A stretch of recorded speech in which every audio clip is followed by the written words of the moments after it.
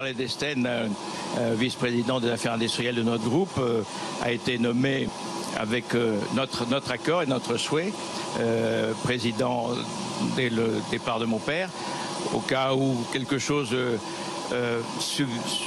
arriverait. On ne pensait pas, hélas, à cette échéance.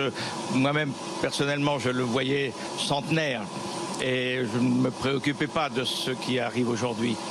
Mais tout est en place.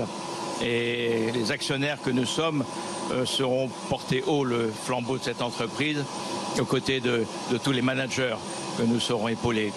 Il n'y a aucune rivalité entre nous, il n'y en aura pas et c'est cela l'essentiel, même si évidemment je suis maintenant l'aîné.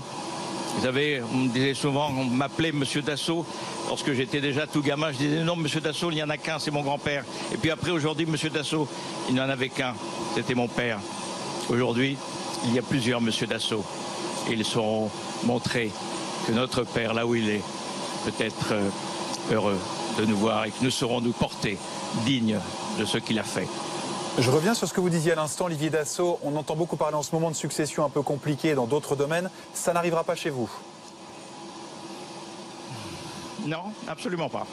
Chez nous, mon père avait tout organisé. Il n'avait surtout pas dit après moi le déluge. Il a fait en sorte que jusqu'à la 4e génération, jusqu'à nos propres enfants, les donations aient pu être faites dans le respect de la loi, bien entendu, au moment où les choses étaient possibles. Et je dois dire que s'il y a une chose parmi toutes celles pour lesquelles on peut le remercier, c'est certainement aussi celle-là. Car avec cette façon d'avoir agi, une époque où rien ne l'obligeait à le faire, je pense qu'il a pu sauver la pérennité de ce groupe extraordinaire.